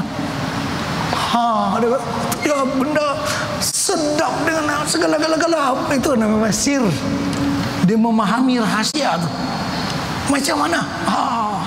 Tak boleh nak cerita daripada penuhnya rahasianya. Jadi ini cerita arbabul qulub. Jadi mereka ni kalau bernasyid tu, Masya Allah, hati mereka ni dengan riang, dengan sedap, dengan lazat, dengan munajat kepada Allah. Benda yang tak mampu nak dihuraikan kecuali orang yang merasa macam mereka merasa. Itu yang ni yang perlu kepada nasyid tadi, kepada sama tadi. Mereka memang sangat menguntungkan bagi mereka. Terus, maka mengetahui akan dia oleh orang yang mempunyai zauq. Zauq tu rasa. Ini benar bukan dicerita dengan otak, tapi dirasa dengan perasaan macam lidah dan zauq. Dan mungkir, yakni mengingkari akan dia oleh seseorang buta mata hatinya dan buta panca inderanya yang batin daripada mendapat akan pendapatan dengan ilmu mukasyafah dan ilmu rahsia yang halus-halus itu. Susah nak diurai. Yang itulah benda. Terus, dan dinamakan hal itu pada istilah lisan ahli sufi akan wijdan. Wijdan itu yang tahu, wijdan itu al-wujdu tadi, sesuatu yang dia dapat dalam hati, kesan daripada yang dia dengar daripada kasidah ataupun alunan zikir yang berlagu tadi. Terus, dan sesuatu samak yang menambahi ia akan cinta Allah Ta'ala dan menambahi akan syauk kepadanya itu, iaitu jikalau tiada dibilangkan akan dia setengah daripada segala yang difardukan, maka tiada kurang sedikit bahawa dibilangkan akan dia setengah daripada segala yang mubah atau yang sunat. Dan tiap-tiap sesuatu yang membawa kepada kasih akan Allah Ta'ala itu, iaitulah yang sebaik-baik yang dituntut oleh syarak dan yang dituntut oleh Nabi SAW dengan doanya, Allahumma rzuqni hubbaka wa hubba man ahabbaka wa hubba man yuqarribuni ila hubbika. Artinya, wahai Tuhanku, beri rezeki olehmu akan daku kasih akan dikau, dan kasih seorang yang kasih akan dikau, dan kasih seorang yang menghampirkan kepada kasih akan dikau. Dan adapun hakikat al-wujdu itu, maka iaitu menyebutkan akan dia oleh Imam Al-Ghazali rahimahullahu ta'ala di dalam Ihya Ulumuddin dengan katanya, al-wujdu ibaratun an halatin yusmiruha as-sama'u wa huwa al-wujdu aqibas sama'i yajiduhul mustami'u min nafsihi wa tilkal halatu la takhlu min qismain fa innaha imma an tarji'a ila al-mukashafati wal musyahadat hiya min qabilil ulumi wat tanbihat wa imma an tarji'a ila taghayyuratin wa ahwalin laysat min al-ulum bal hiya kasyauqi wal khawfi wal husni wal qalaqi was surur wal asafi wan nadami wal basti wal qabdi wa hadhihi ahwalun yuhayyijuha as-sama'u aw yuqawwiha. Artinya al-wujdu itu iaitu ibarat daripada hal yang mengadakan akan dia oleh sama', yakni kelakuan yang di dalam hati yang jadi daripada sebab mendengar akan sama', dan iaitu wujdu yakni khatir ya, lintasan hati itu yang baharu datang kemudian daripada mendengar sama' yang diperoleh akan dia oleh orang yang mendengar akan sama' itu daripada dalam hatinya ya. Macam kita kata lah, lepas dengar tu berdiri bulu roma kita, itu contoh itu al-wujdu. Dan hal yang demikian itu tiada sunyi daripada dua bahagi ya, yang kita dapatkan di hati kita daripada perasaan ini terbagi dua. Maka bahawasanya ada kalanya bahawa ia kembali kepada mukasyafah dan musyahadah, iaitu setengah daripada membetuli akan beberapa ilmu rahsia yang dibukakan Allah Ta'ala di dalam hati, dan setengah daripada beberapa penjagaan daripada Allah Ta'ala. Dan ada kalanya bahawa kembali kepada beberapa perubahan dan kelakuan yang di dalam hati, seperti al-syauq yakni asyik, dan al-khauf yakni takut, dan al-huznu yakni duka cita, dan al-qalaq yakni kesusahan yang di dalam hati, dan al-surur yakni kesukaan, dan al-asaf yakni duka cita daripada rindu dendam, dan al-nadmu yakni menyesal, dan al-bastu yakni luas hati, dan al-qabdu yakni picik hati. Dan segala ahwal ini, yakni segala kelakuan ini menggerakkan akan dia oleh sama' atau menguatkan akan dia ya, nak hurai pun payah lah yang tu, bila dia ada sama' baru faham yang tu lah. Terus dan lagi berkata Imam Al-Ghazali rahimahullahu ta'ala, i'lam anna as-sama'a muharrikun lil batin fa minan nasi man qawiyat himmatuhu wa kamula amruhu fala yahtaju ila muharrikin min kharijin. Artinya, dan ketahui olehmu bahawasanya sama' itu menggerakkan bagi batin, yakni menggerakkan kelakuan yang di dalam hati orang yang mubtadi, yang dhaif himmahnya, seperti yang tersebut dahulu itu. Maka setengah daripada manusia, seorang yang telah kuat himmahnya yang di dalam hati dan telah sempurna pekerjaan, seperti orang yang telah sampai kepada martabat arifin yang sentiasa hatinya syuhud kepada Allah Ta'ala, yakni adalah ia pada tiap-tiap kelakuan itu memandang kepada Allah Ta'ala dan ingat kepadanya dan kepada perbuatannya dan ingat akan sifatnya. Maka mereka yang demikian itu tiada sangat berkehendak kepada sama' yang menggerakkan hati mereka itu kepada mahabbatullah Ta'ala dan kepada ma'rifat akan Allah Ta'ala, yakni sama ada ia mendengar akan sama' atau tiada, maka hati mereka itu telah semata-mata bergerak kepada mahabbatullah Ta'ala dan ma'rifat akan Allah Ta'ala dan kepada syuhud akan Allah Ta'ala. Artinya orang yang macam ni tak bertambah dengan sama' kerana hatinya duk elok sedia. Wa qad kharaja min jumlati at-tafsil as-sabiq anna as-sama' qad yakunu haraman mahdhan wa qad yakunu mubahan wa qad yakunu mustahabban wa qad yakunu makruhan. Amma al-haram fa huwa li aktsarin nas min asy-syabab wa mimman ghalabat alaihim syahwatud dunya fala yuharriku as-sama'u minhum illa ma huwa al-ghalibu ala qulubihim min as-sifatil mazmumati wa amma al-makruhu fa huwa liman la yunziluhu ala suratil makhluqin walakin yattakhizuhu 'adatan lahu fi aktsar al-awqat ala sabilil lahwi wa ammal mubahu fahuwa liman la hazza lahu minhu illa talazzuzu bi sautil hasan wa ammal mandubu fahuwa liman ghalabahu hubbullahi ta'ala wa lam yuharrik as-sama'u minhu illa sifatil mahmudah. Ini tafsir kepada orang yang sama. Terus artinya, sesungguhnya telah terbit daripada perceraian yang tersebut dahulu itu bahawa sama itu terkadang ada ia haram semata-mata, dan terkadang ada ia sunat, dan terkadang ada ia makruh. Adapun yang haram itu, maka iaitu bagi kebanyakan manusia daripada orang yang ghalib atasnya syahwat dan kasih akan dunia, maka tiada menggerakkan oleh sama daripada mereka itu melainkan barang yang ghalib di dalam batin mereka itu daripada kebanyakan sifat yang kecelaan seperti riya dan ujub dan barang sebagainya. Jadi orang yang muda-muda tadi yang berasmara lah, kalau dia sama, dia bukan mengingati Allah, bukan mengingati Rasul, tapi yang dia ingat kekasih dia itu, maka itu membantu kepada dia lebih teruk lagi. Itu yang kata diharamkan. Terus adapun yang makruh itu, maka iaitu bagi seseorang yang tiada menempatkan sama itu atas syurah, yakni bentuk yang dijadikan akan dia, tetapi menjadikan sama itu akan adat baginya pada kebanyakan waktunya itu atas bermain dan bersuka-suka, dan kebanyakan waktunya itu masyghul ia dengan sama itu. Yang ni siang malam bukan jatuh saja. Dia orang sama ni seminggu sekali, 2 minggu sekali. Biasanya seminggu sekali lah jadual tu. Jadi kan bukan tiap waktu lain kita ada kerja lain lagi. Yang sama ni cuma dia untuk mengukuhkan keimanan, mempertajamkan rasa kerinduan. Jadi kalau saban hari dia tumpui balik,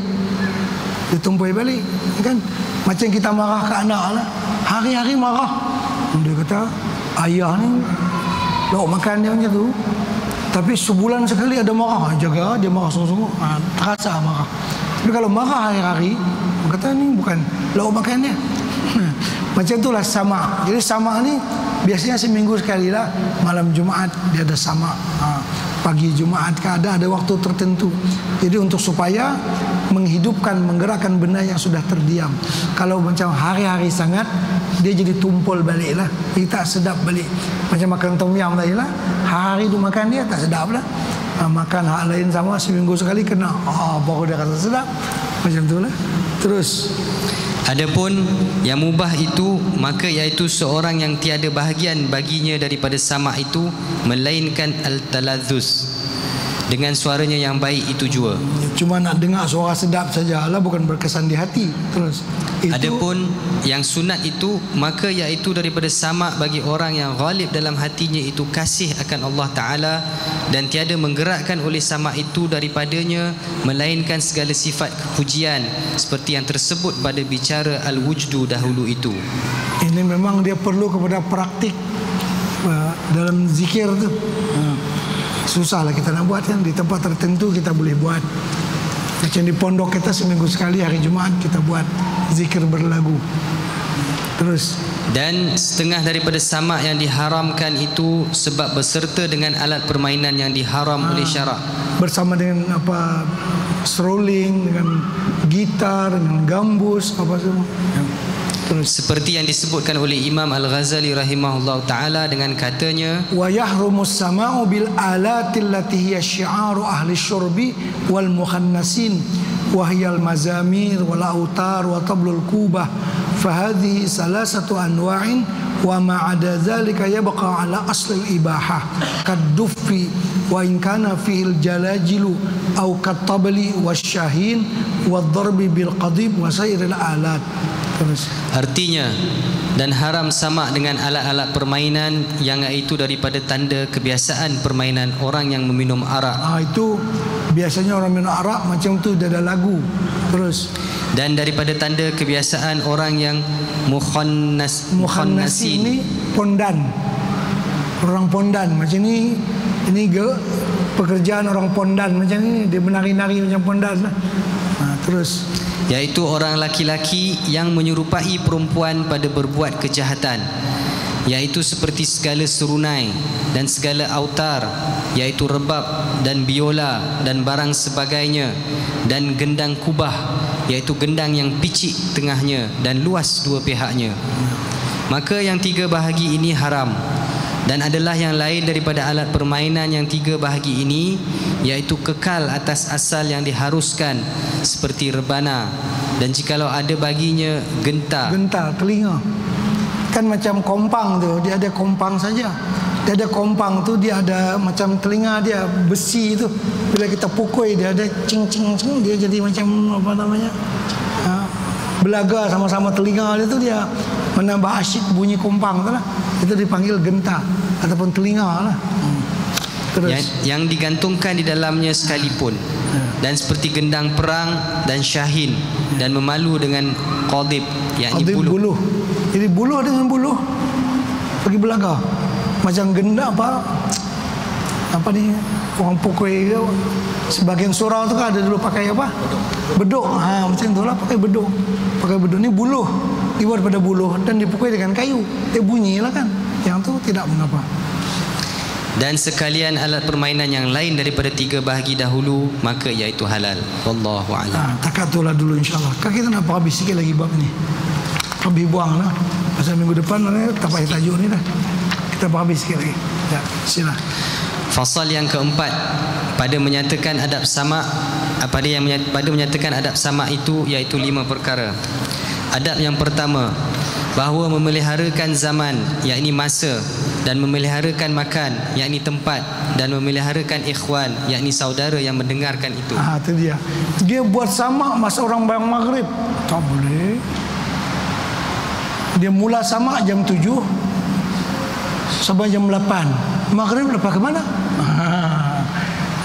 Maksud dia mesti rahim masa tu, tempat di mana situ orang terganggu, ada anak kecil apa dekat dengan hospital segitu, kacau apa macam-macam lah. Kita mesti diambil kira. Dan siapa ahli-ahli dia, orang-orang yang sama ni siapa.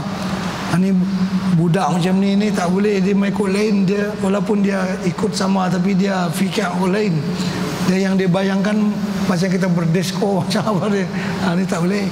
Jadi mesti diraihkan masa makan tu, tempat, dan ikhwan, maksudnya saudara siapa dia, anggota dia.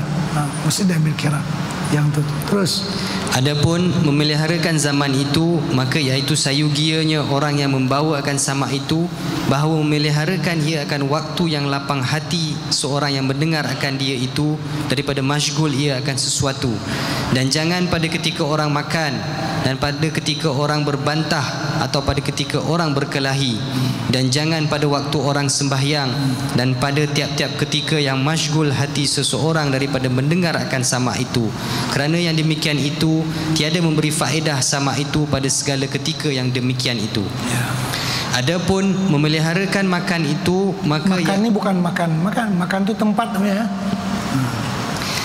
Maka iaitu sayugianya, jangan membawa samak pada tempat jalan orang lalu lintas, dan jangan membawa samak pada tempat yang keji, dan sekalian tempat yang membawa masyghul hati seorang daripada mendengar akan dia. Tempat tu busuk sekerap tempat busuk situ buat samak tak boleh. Dia tak elok, dia kena ada gaharu dia apa semua kan. Terus. Adapun memeliharakan ikhwan, yakni memeliharakan saudara yang mendengar ia akan sama itu, maka sayugianya jangan membawa sama itu pada hadapan orang yang mungkir, yakni mengingkari akan sama itu. Dia mengatakan sama itu haram, dia ikut sama, jangan diikutkan. Dia tak mau dengan maulid, kita bawa dia pergi maulid, berdiri dia duduk, tak tahu, menyalahi dia punya aturan, susah nanti kita kan. Terus. Atau pada hadapan orang mutakabbir, atau di hadapan orang ahli dunia, sekira-kira jadi riak akan dia bagi orang yang membawa sama. Adab yang kedua, sayugianya bagi syekh itu apabila hadir padanya murid yang memberi mudarat akan dia oleh sama itu, bahawa jangan ia membawa akan sama pada hadapan murid itu. Mungkin orang tertentu syekh kata yang ni engkau tak payah, pasal dia ni baru sudah putus cinta. Sekali dia teriak, dia bukan teriak rindu, dia adalah tertentu. Terus Dan murid yang mudarat sebab sama itu iaitu 3 orang. ini dia yang mudarat, yang tak elok dibawa pada masa sama. Terus Pertama, orang yang tiada masyghul ia melainkan mengerjakan ibadat yang zahir jua, padahal belum sampai ia kepada zauq akan sama yang membawa asyik akan Allah Ta'ala. Maka ketika itu sayugianya bagi syekh menyuruh akan dia masyghul dengan zikrullah atau dengan berkhidmat. ya, tak payah ikut dalam majlis. Kedua, orang yang sampai kepada zauq akan sama yang demikian itu, tetapi ada lagi tinggal di dalam hatinya itu sifat yang kejahatan yang muafakat akan nafsunya, kerana yang demikian itu barangkali membawa ia kepada asyik akan sesuatu yang diharamkan akan dia. Ketiga, orang yang telah sampai zauq sama yang membawa kepada asyik akan Allah Ta'ala dan tiada tinggal di dalam hatinya sifat kejahatan yang muafakat akan hawa nafsunya, tetapi tiada teguh padanya ilmu syariat yang zahir, kerana yang demikian itu membawa kepada zindik atau membawa kepada i'tikad jabariyah. Kenapa? Karena mungkin dia mentasawurkan dalam kepalanya sesuatu yang tak boleh ditasawurkan. Seperti bila kasidah tu rasa rindu kepada Allah, dia rasa rindu tu Allah tu depan dia ni dah. Maka dia membayangkan benda yang tak boleh. Ya kan? Membayangkan Allah tu macam doa ada depan dia, mana benda tu ada berketui depan dia. Itu membawa kepada zindik dalam pemikiran dia. Jadi banyak syarat-syarat dia. Adab yang ketiga, sayugianya bagi orang yang mendengar akan sama itu, bahawa sungguh-sungguh ia mendengar kepada yang dikata oleh orang yang membawa sama itu. Dia perhati betul-betul apa yang dia kata oleh pembawa syair itu. Terus Padahal hadir hatinya serta menuntut ia akan warid yang dibukakan oleh Allah Ta'ala di dalam hatinya itu. warid itu sesuatu benda yang dihadiah oleh Allah yang datang setelah dia sama tadi. Kalau warid ni macam ilham lah, kalau Nabi macam wahyu lah. Kita panggil warid yang datang. Terus Dan serta tetap anggotanya itu, dan jangan ia berpaling ke kanan dan ke kiri. sekali dia loncat tu, dia kalau berdiri dia mesti pegang. Nanti dia main sorang-sorang dia tu dia main jadi silap. Dia loncat-loncat saja sampai pergi kawasan orang perempuan. Jadi kot lain lah pula. Orang kata dia syok sekarang ni dalam keadaan karam, tapi karam tu tengah orang perempuan lagi-lagi. Apa nak jadi? Dia kadang memang dia jadi, cuma tak ada kawalan sehingga dia laki-laki ni boleh masuk kepada kawasan orang perempuan. Tu jadi tak elok. Terus Dan sayugianya ia menundukkan kepalanya itu seperti duduk di dalam berfikir akan Tuhannya. Dan jangan ia tepuk tangan dan jangan menari, tetapi jika ia mengerjakannya demikian itu dengan tiada ikhtiarnya, macam terpaksa lah kerana perasaan yang terlampau tersentuh, lalu dia bergerak dengan macam tak terkawal, yang tu tak apa. Tapi jangan disengajakan nak tepuk tangan. Terus maka iaitu diuzurkan, yakni yang demikian itu tiada mengapa. Adab yang keempat, bahawa yang terlebih aula bagi orang yang mendengar akan sama itu, jangan ia berdiri sebab mendengar sama itu, dan jangan ia mengangkatkan suaranya dengan menangis sebab mendengar sama itu, atau menangis ia, maka iaitu mubah tiada haram jika tiada diqasadnya akan yang demikian itu akan riak. artinya kalau dia teriak, kalau dia menangis, kalau dia berdiri, kalau dia bangkit, kalau dia bergerak, semua tu tak ada pasal pandangan manusia. Bukan pasal yang orang macam kalau dia pasal manusia macam, maka dia tu bersandiwara nama dia, bukan sungguh-sungguh al-wujdu yang ada dalam hati. Jadi kalau apalagi yang tengok dia ni bakal mentua dia ada, dia pun berasa macam lebih asyik, lebih sedar tu, dah ada benda lain dah masuk tu, ya kan? Ada sesuatu lah yang dia buat lebih asyik lagi. Kalau biasa saja, tapi ni bakal pak mentua dia ada, ni pun tunjuk kata dia apa lagi sedap, lagi hebat. Ini ada benda lain. Tak boleh. Itu ada riak, ada benda lain. Terus Dan jika haram yang demikian itu, nescaya tiada melihat Sayyidatina Aisyah radhiyallahu anha akan orang Habsyi yang bermain-main di dalam masjid Nabi SAW, padahal ia menari, dan adalah serta Sayyidatina Aisyah itu Rasulullah SAW, padahal tiada ia mungkir akan dia. Adab yang kelima, apabila berdiri seseorang yang mendengar akan sama itu dengan wijdan, yakni dengan sebab asyik akan Allah Ta'ala, bukan sebab riaknya, maka sayugianya bagi orang yang hadir itu muafakat akan dia berdiri. Artinya menyesuaikan diri, ikuti dia.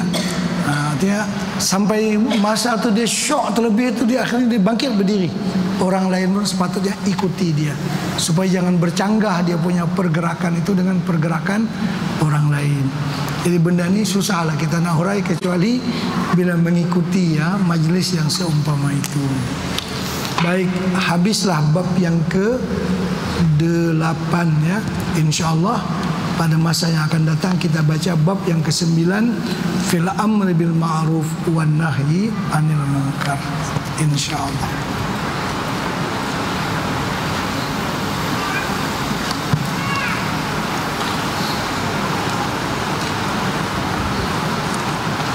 Ini ada beberapa soalan.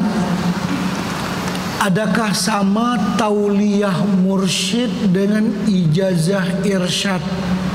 Saya tak pernah faham ni.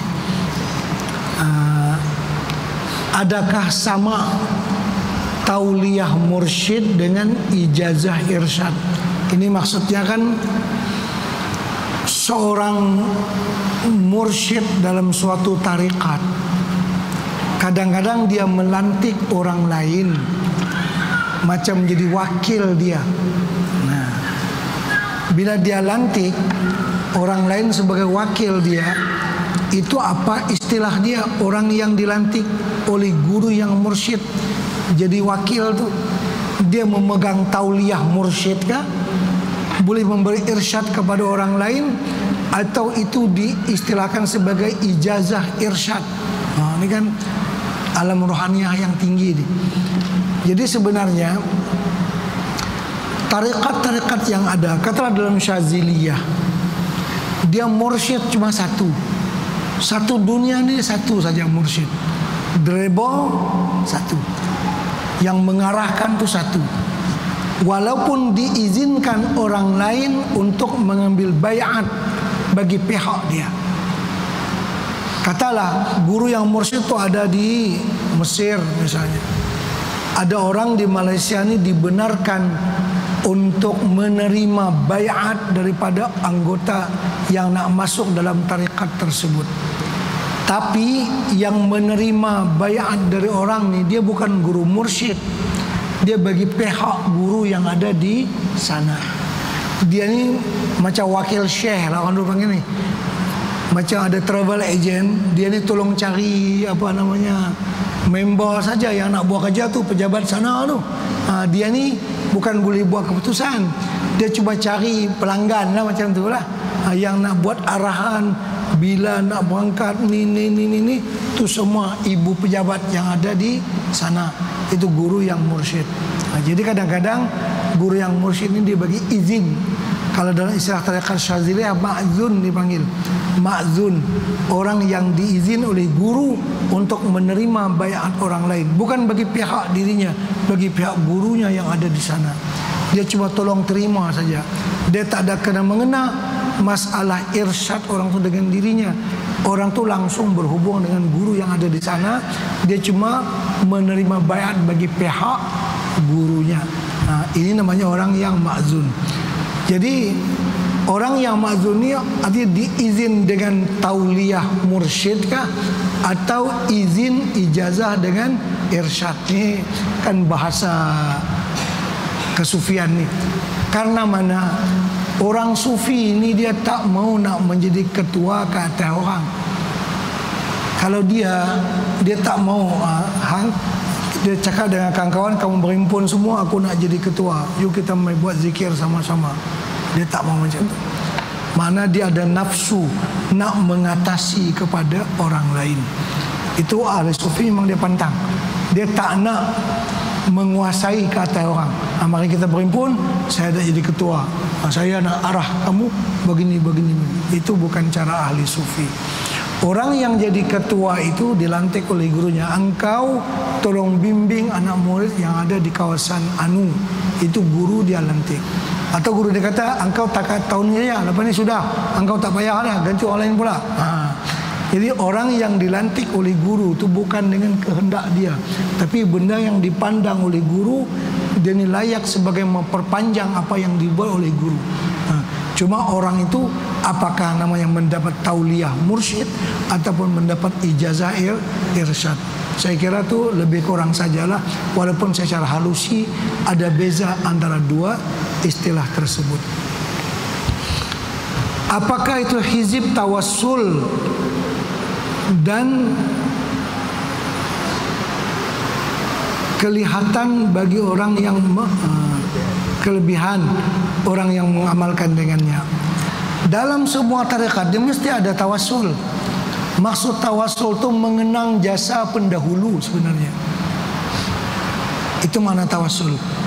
Mengenang jasa pendahulu. Sebelum kita berwirid, sebelum kita berzikir, kita ucapkan ila hadratin nabiyil mustafa.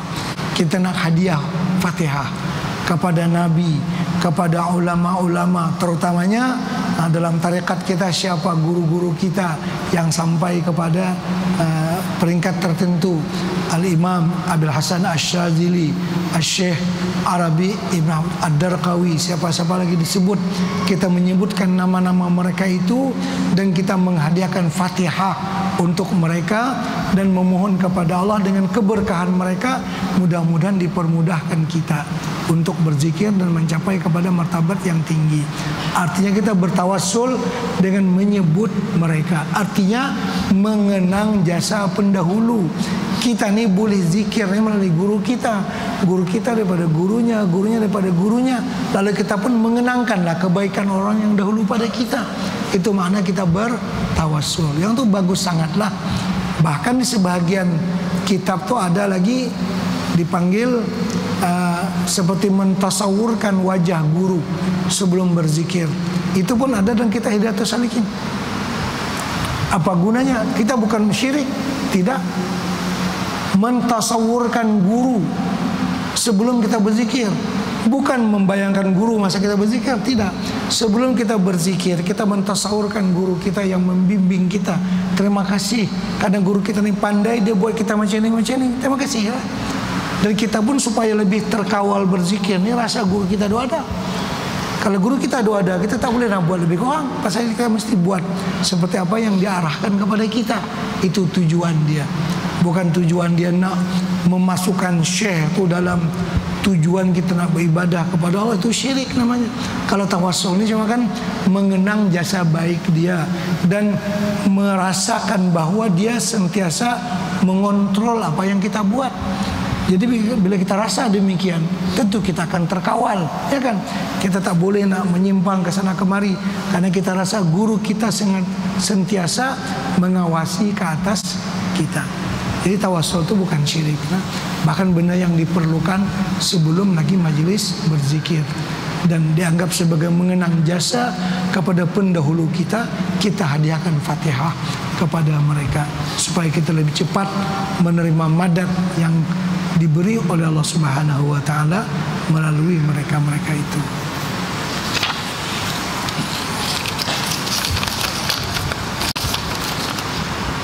Bolehkah kita menunaikan salat sunat di samping kita mengqadha salat wajib yang ditinggalkan sewaktu kita jahil dahulu? Dia ni umur 30 tahun baru baligh. Artinya umur 30 baru sedar, ya kan? Artinya 15 tahun tak sembahyang, ya kan? Sekarang dia duk qadha sembahyang yang lama-lama tu lah. Boleh tak dia sembahyang sunat sama? Artinya takdir dia qadha sembahyang ni kan 15 tahun. Lah baru 10 tahun dia qadha lah. Ada lagi tinggal berapa? 5 tahun. Boleh tak orang ni sembahyang sunat? Macam tu lah. Boleh tak? Sebenarnya orang yang terhutang, dia kena bayar hutang dulu baru nak sedekah ke orang, ya kan? Kena bayar hutang dia dululah, baru dia nak bersedekah kepada orang lain. Kan dahulu macam di pondok-pondok, orang yang ada qadha ni, lepas sembahyang tarawih kena pasing, doa teh. Pasal apa? Dia nak sembahyang tarawih juga, tapi dia tak boleh tarawih. dia ikut tarawih, orang di bawah sembahyang tarawih 2, nu di atas itu dia sembahyang zuhur. Dapat orang salam 2, dibangkit lagi tambah berapa? 2. Tapi jangan duduk di celah sok, lagi dia jadi bercempera antara yang hadir. Memang begitu. Jadi jangan, dalam kitab Fathul Mu'in, Fathul Mu'in kan rujukan standar dalam mazhab Syafi'i. Jangan sembahyang sunat kalau belum selesai mengqadha sembahyang yang wajib. Orang sembahyang sunat boleh ikut, tapi kita bukan ikut sembahyang sunat, kita ikut sembahyang yang wajib. Kalau kata pas kena maghrib, kita sembahyang tarawih kan 2 rakaat dengan orang, nanti kita bangkit lagi tambah 1 buat maghrib. Kalau buat isya tambah lagi 2. Kalau subuh macam lah, baca kunut orang beranak. Macam mana orang beranak? Rabbana atina fid dunya hasanah wa fil akhirati hasanah wa qina azabannar. Langsung sujud. Tu kunut orang beranak. Kalau baca panjang segi anak kereput dia teriak. Tu kunut orang beranak. Dia kunut ni tak mesti Allahumma hdini sampai kepada akhirnya, tak mesti. Rabbighfirli wa li walidayya jadi kunut.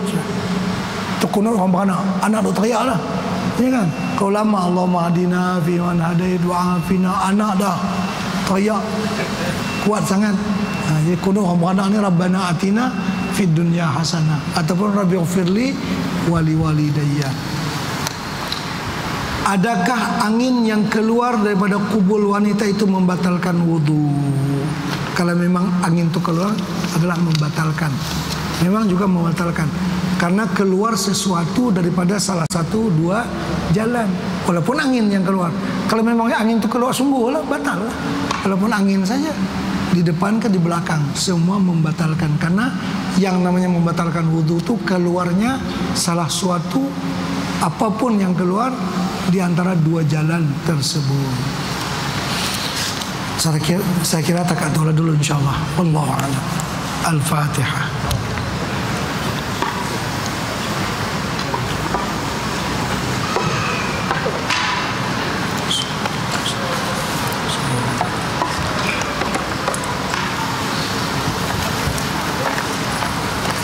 Bismillahirrahmanirrahim. Alhamdulillahirabbil alamin. Wassalatu wassalamu ala sayyidina Muhammad wa ala alihi wa sahbihi ajma'in. Allahumma anfa'na bima 'allamtana wa 'allimna ma yanfa'una wa zidna ilma warzuqna fahma. Nas'aluka fahman nabiyyin wa hifdzal mursalin wa ilhamal malaikatil muqarrabin wahdina bihidayatil 'arifin wanshur 'alaina min khazaini rahmatika ya arhamar rahimin. Allahumma astur 'uyubana wa 'uyub mu'allimina 'anna wa la tuzhib barakati ulumihim anna ya arhamar rahimin. Wa sallallahu ala sayyidina Muhammad wa ala alihi wasallam walhamdulillahi rabbil alamin. Taqabbalallahu. Alhamdulillah, majlis mengucapkan jutaan terima kasih kepada Tuan Guru kita atas pengurusiannya. Semoga ia memberikan manfaat kepada kita, dan semoga Allah juga yang memberikan ganjaran sebab baik yang dari sisinya. Marilah kita sentiasa berdoakan untuk Tuan Guru kita agar Allah sentiasa memanjangkan usia beliau dan berikan kesihatan beliau untuk beliau sentiasa dapat membimbing kita, insyaAllah. Alhamdulillah, saya baru dapat lagi 6 lagi peserta untuk mendaftar untuk pengajian Hidayatul Salikin. Dan seperti kata Tuan Syekh kita, sekarang ni kita menerima banyak serangan daripada Wahabi dan Syiah, dan kita sebenarnya tidak ada satu benteng yang kuat. Dan kitab Hidayatul Salikin ini adalah satu kitab yang dapat membina kita dan keluarga kita daripada benteng serangan-serangan Wahabi dan Syiah. Dan insya-Allah kitab ini kita akan khatam dalam masa 4 hari. Khatam 4 hari. Kalau kitab Hidayatul Salikin ni satu jilid kita ambil masa 4 tahun untuk habiskan 4 tahun Yang ini kita cuma mengambil masa 4 hari untuk kita khatamkan kitab Hidayatul Salikin, dan dia mempunyai inti-inti dan parti-parti daripada Hidayatul Salikin, insya-Allah. So sesiapa yang masih berhajat, yang siapa yang dah mendaftar, alhamdulillah. Siapa yang belum, masih ada peluang lagi, boleh bagi nama pada Ana, dan insya-Allah Ana akan bantu untuk urusan pendaftaran. Wallahu a'lam. Assalamualaikum warahmatullahi wabarakatuh.